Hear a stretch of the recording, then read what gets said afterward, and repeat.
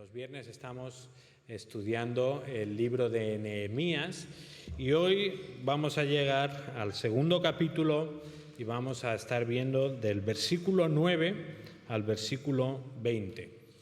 Emilio, ¿quieres que lo lea el pasaje, verdad? Pues vamos a leer lo que dice este pasaje. Fui entonces a los gobernadores de más allá del río y les entregué las cartas del rey. Y el rey había enviado conmigo oficiales del ejército y hombres de a caballo. Cuando se enteraron Sanbalat, horonita, y Tobías, el oficial amonita, les disgustó mucho que alguien hubiera venido a procurar el bienestar de los hijos de Israel. Y llegué a Jerusalén y estuve allí 3 días.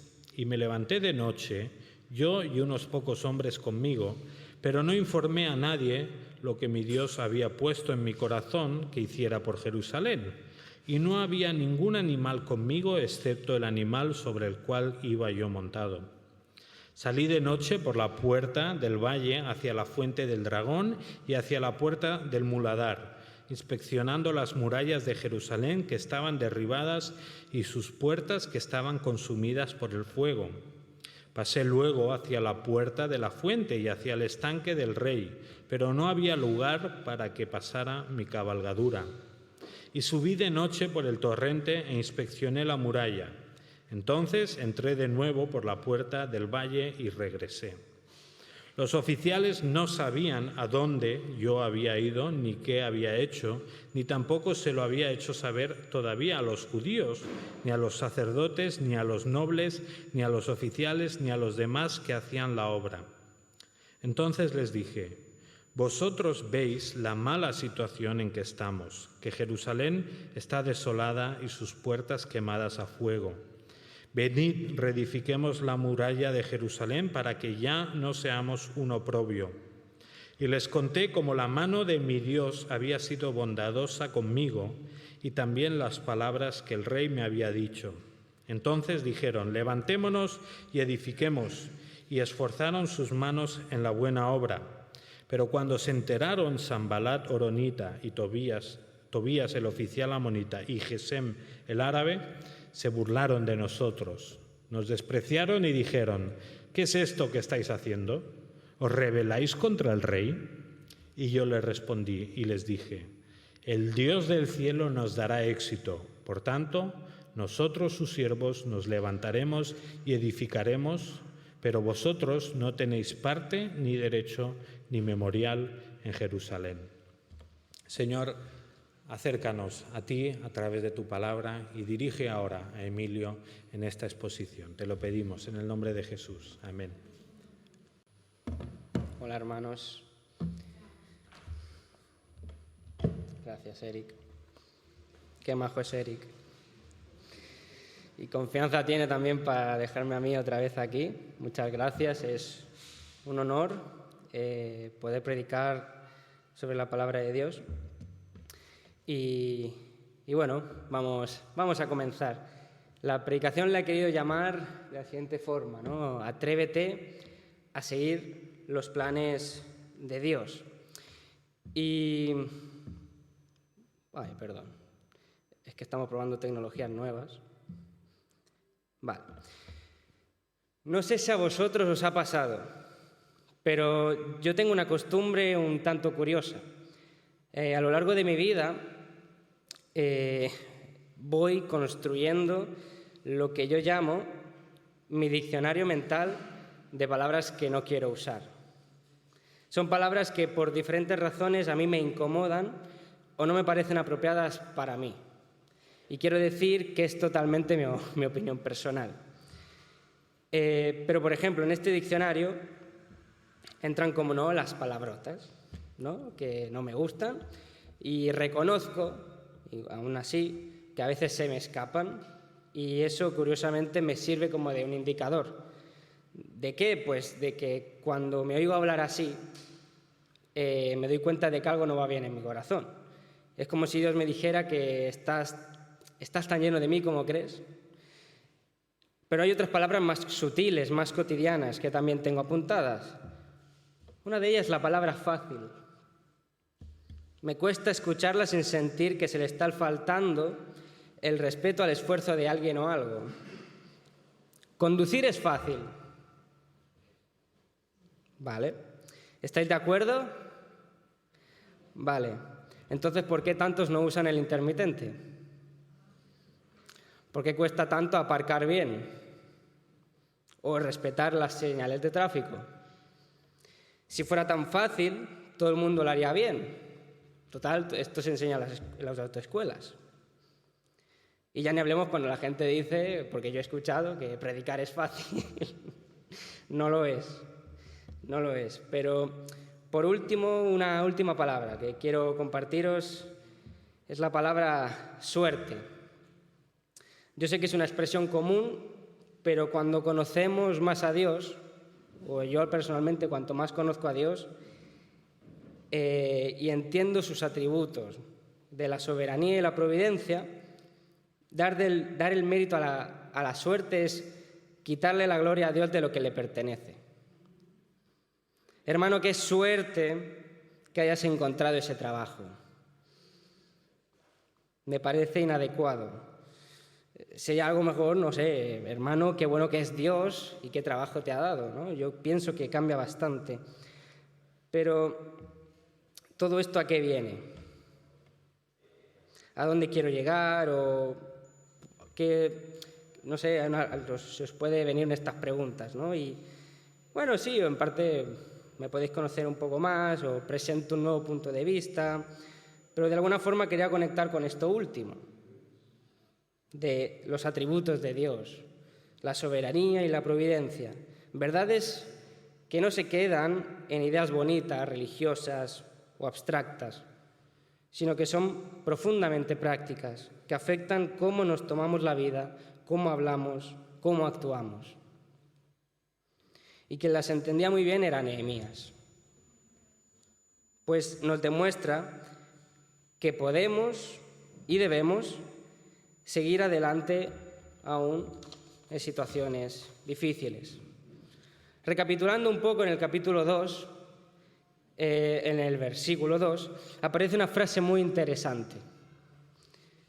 Entonces temí en gran manera.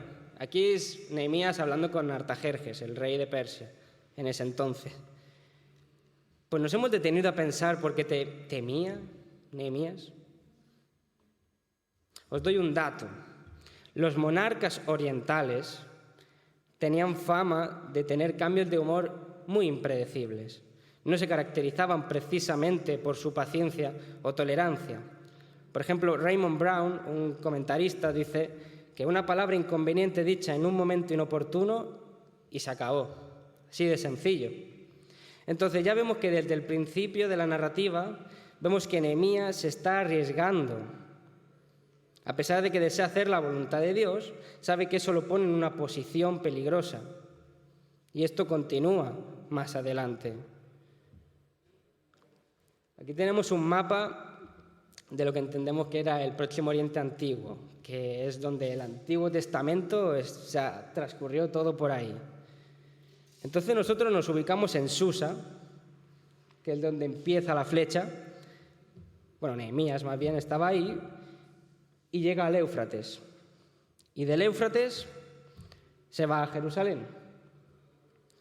Pues nada más ni nada menos, son aproximadamente 1.000 a 1.200 kilómetros por tierra, dependiendo de la ruta.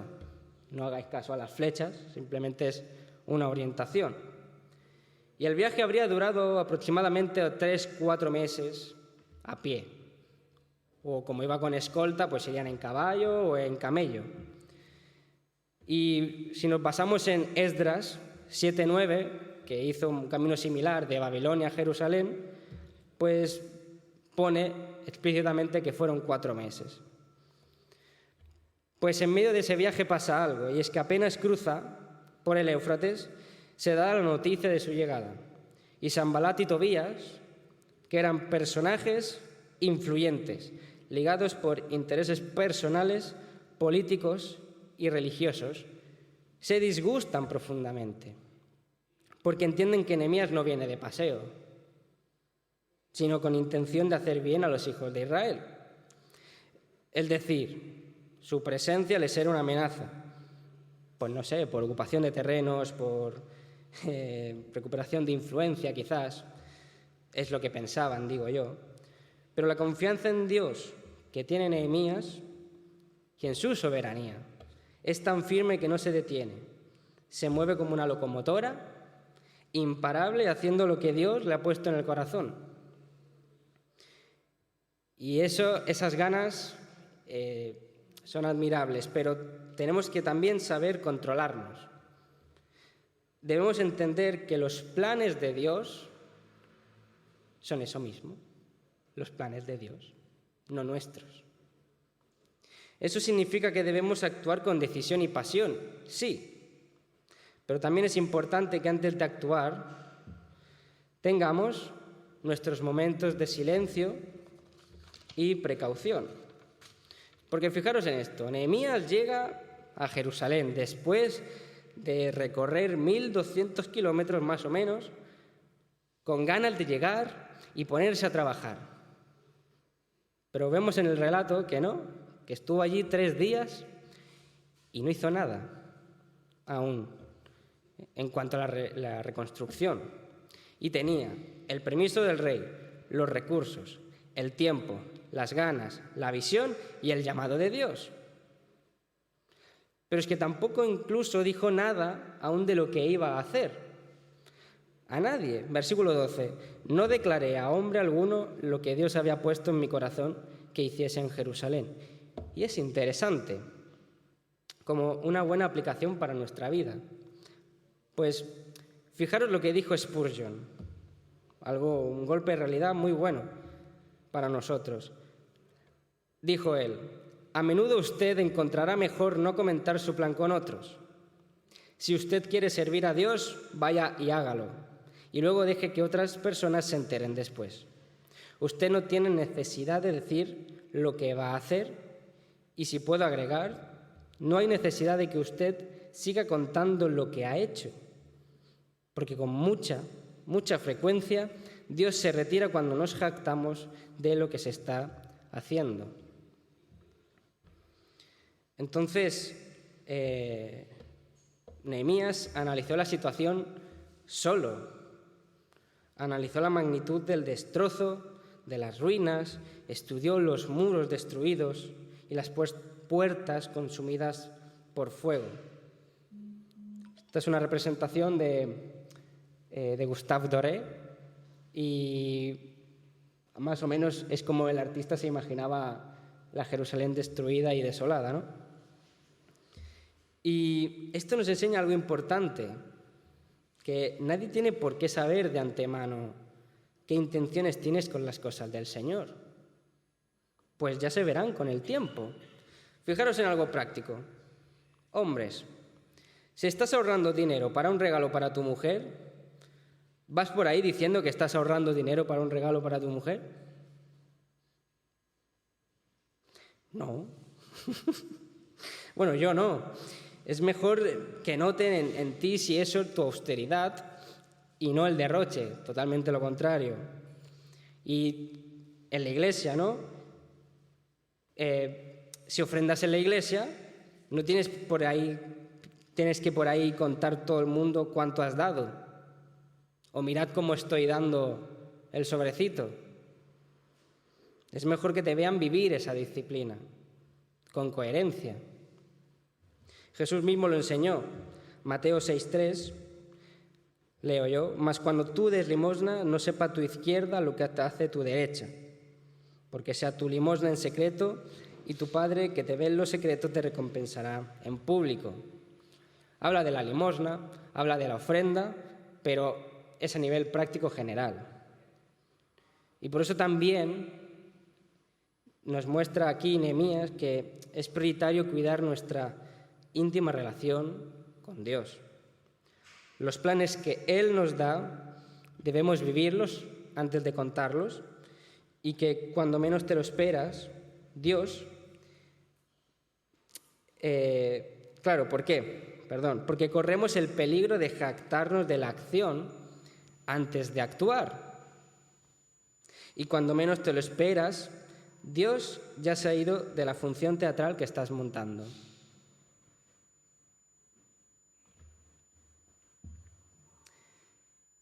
Y cuando más te acercas a Dios, es más sencillo entender y creer que Dios no te abandona o que nunca te abandona. Él siempre está. En este punto del bosquejo notamos que Nehemías ya ha entendido que es el momento de actuar, de ponerse manos a la obra. Y lo que comienza haciendo es lo que no ha hecho hasta entonces. Comunicar sus intenciones de restablecer y reconstruir los muros de Jerusalén. Lo primero que hace es dar un golpe de realidad, pero acompañado de ánimo y dirección. Versículo 17 del pasaje que estamos meditando hoy. Vosotros veis el mal en que estamos, que Jerusalén está desierta y sus puertas consumidas por el fuego. Catástrofe. Pero dice, venid y edifiquemos el muro de Jerusalén y no estemos más en oprobio. Oprobio, claro, se refiere a que, claro, Jerusalén y su pueblo estaban viviendo en una condición vergonzosa, porque es un pueblo destruido, sin murallas, que entra cualquiera. Entonces, la palabra oprobio significa estar en vergüenza, humillación pública o deshonra. Estaban mal, pero fijaos que Nehemías no cae en una actitud pasiva del tipo, pues Dios lo hará todo. No. Hay que trabajar, hay que obrar y servir, pero lo hace sabiendo que aunque cueste más, con Dios es posible. Y además, ¿qué hace? Vemos que Nehemías pone las cartas sobre la mesa. Les expresa su confianza en Dios. Les cuenta cómo la mano del Señor ha estado con él. Y también que cuenta con la aprobación del rey Artajerjes. Todo esto motiva a los líderes y oficiales para ponerse en marcha y comenzar la obra.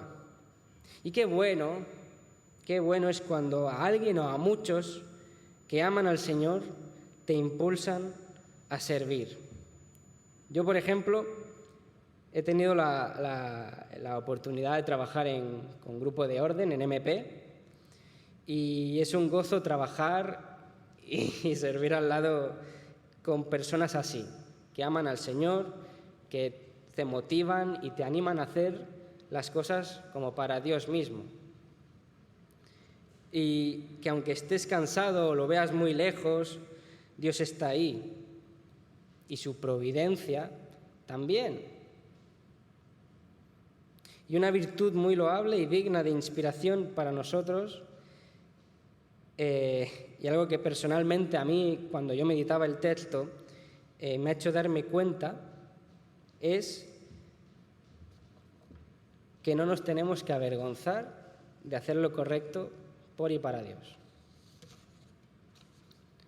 Pues fijaros que hasta ahora Sanbalat y Tobías pues simplemente se sentían mal, disgustados, pero vuelven a aparecer. Pero no solo disgustados, sino que se convierten en piedra de tropiezo directa para Nehemías, burlándose y tratando de desanimar su obra, sus intenciones, sus ganas, de dejarlo seco. Y no hemos hablado realmente de quiénes eran estos dos. Y yo cuando investigué me llevé una sorpresa. Por un lado, Tobías. No era un extraño. Tobías era un aliado cercano de los judíos, alguien bien conectado, incluso emparentado con el sumo sacerdote. Esto lo veríamos más adelante en Nehemías 13. Y es más, su nombre es profundamente judío. Significa Yahvé es bueno. Y está yendo en contra de la obra de Dios. Por otro lado, Sanbalat. Por su parte también tenía conexiones con Jerusalén y su hija estaba casada con el nieto del sumo sacerdote Eliasib. Vaya chisme tenemos aquí. también vuelve a aparecer en Nehemías 13. Y además, fuentes históricas acreditan a Sanbalat como un gobernador de Samaria. Es decir, no eran enemigos externos, o paganos, o desconocidos. Eran personas relacionadas con el pueblo de Dios que deberían haber apoyado la obra, pero no lo hicieron. Y esa clase de oposición duele más. Cuando tú expresas tus ganas de servir al Señor, con ganas de hacer algo para el reino, y yo qué sé, quiero hacer este ministerio, hermano, ayúdame, ¿me quieres ayudar? No. ¿Para qué? Ya lo hará otro. No te preocupes. Y te desgasta, te quita el aliento. Pero Nehemías no se dejó intimidar. De hecho, versículo 20 y final, es su respuesta magistral. El Dios de los cielos, o sea, expresando su soberanía, nos prosperará, su providencia. Y nosotros, sus siervos, nos levantaremos y edificaremos, porque vosotros no tenéis parte ni derecho ni memoria en Jerusalén. Tremendo. Vale, muy bien. Pero todo esto, ¿qué tiene que ver con Cristo? Pues fijémonos en los puntos del bosquejo. ¿Quién siguió adelante aún en situaciones difíciles? Cristo. ¿Quién tuvo momentos de silencio y precaución? Cristo. ¿Quién creyó siempre que Dios no lo abandonaría? Cristo. ¿Quién nunca se avergonzó de hacer lo correcto por Dios? Cristo. Así como Nehemías cumplió el plan de Dios con valentía y obediencia, enfrentando oposición, críticas, riesgos personales, Cristo también vino con una misión enviada por el Padre: restaurar lo que estaba destruido. Nosotros. No vino a reconstruir muros físicos, sino a restaurar corazones rotos, levantar al caído y traer redención a su pueblo.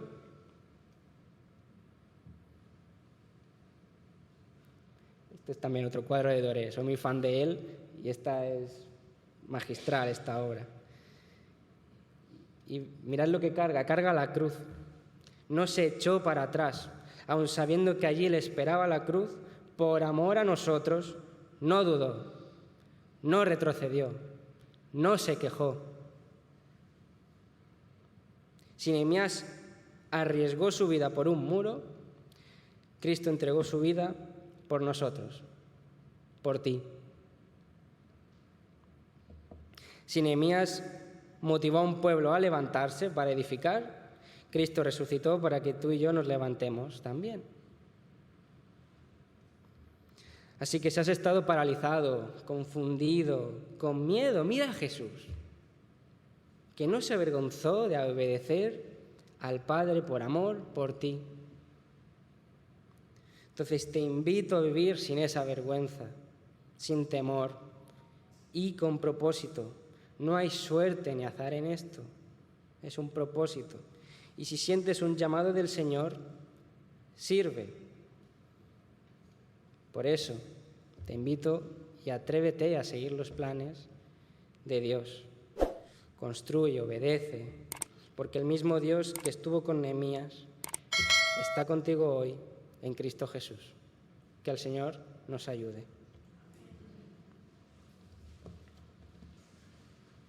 Muchas gracias, Emilio, por este mensaje que nos anima a servir al Señor, a seguir adelante a pesar de las dificultades, de la oposición que pueda surgir y sobre todo pues un mensaje que también nos apunta hacia Jesús, la motivación principal por la cual servimos al Señor. Vamos a responder en oración a Dios. Te animo a que si el Señor te ha movido, te ha dicho algo, pues le puedas responder ahora orando.